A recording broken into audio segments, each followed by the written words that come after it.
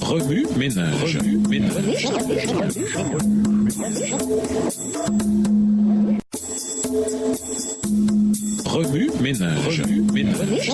Bienvenue dans votre émission Remue ménage. Ouais, sont de jeudi, s'impliquer. Ai-je fait demi-tour? Une personne peut n'être pas à même de dire le lieu et le temps de sa conversion, ni d'indiquer l'enchaînement exact des circonstances qui l'y ont amené. Mais cela ne prouve pas qu'elle soit inconvertie. Le Seigneur dit à Nicodème, le vent souffle où il veut et tu en entends le bruit, mais tu ne sais d'où il vient, ni où il va. Il en est ainsi de tout homme qui est né de l'Esprit. Jean 3, verset 8. Le vent est invisible, mais ses effets sont visibles et sensibles. Tel est aussi l'Esprit de Dieu dans son action sur l'âme humaine. Une puissance régénératrice que nul homme ne peut voir engendre l'âme à une vie nouvelle. Elle crée un être nouveau à l'image de Dieu. Tandis que l'action de l'esprit est silencieuse et imperceptible, ses effets sont manifestes. Si le cœur est renouvelé par l'Esprit de Dieu, la vie en rendra témoignage. S'il est vrai que nous ne pouvons rien faire pour changer nos cœurs ou pour nous rendre tels que Dieu nous veut, si nous ne devons avoir aucune confiance en nous-mêmes ou en nos bonnes œuvres, notre vie révélera néanmoins que l'Esprit de Dieu demeure en nous. Un changement se remarquera dans notre caractère,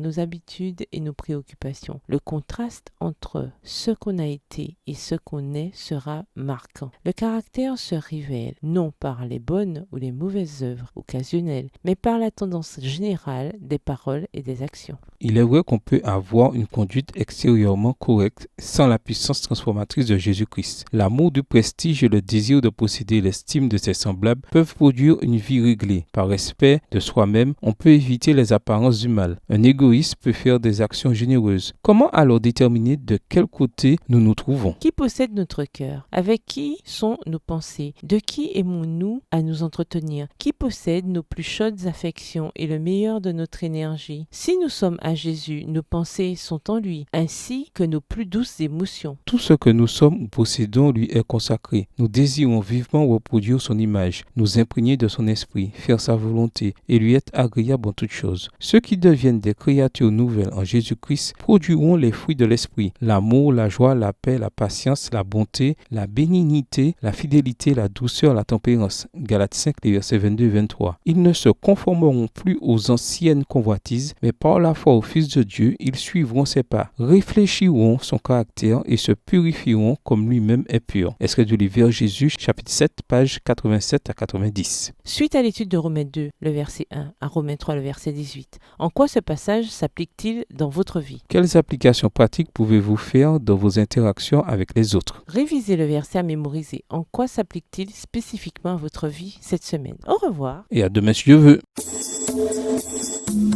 Remue ménage. Remue ménage.